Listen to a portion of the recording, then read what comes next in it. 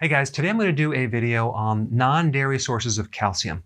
A lot of people have allergies to the protein in milk. A lot of people have lactose intolerance, so they have a lot of digestive issues, so they want an alternative. One of the challenges you might run into is that even though almonds and spinach are high in calcium, they're also high in oxalates, which can irritate your joints and even cause kidney stones if you're susceptible to them. So I'm going to take these off the list, okay, and just talk about the ones that are fairly safe.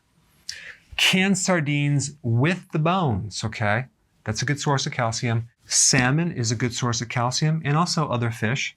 Bok Choy. All right, now kale. Now kale has some oxalates, but it's low on the list. And if you're doing lemon juice, those citrates should prevent any issue with kidney stones.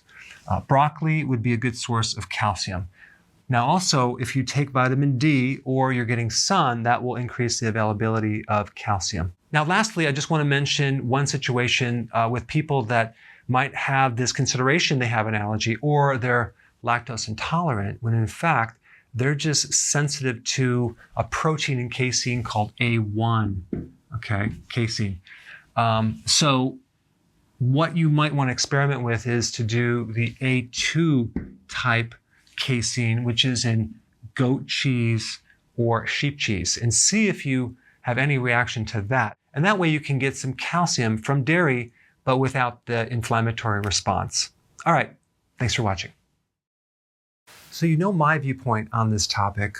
I want to know your viewpoint. What do you think about this video? Go ahead and comment down below.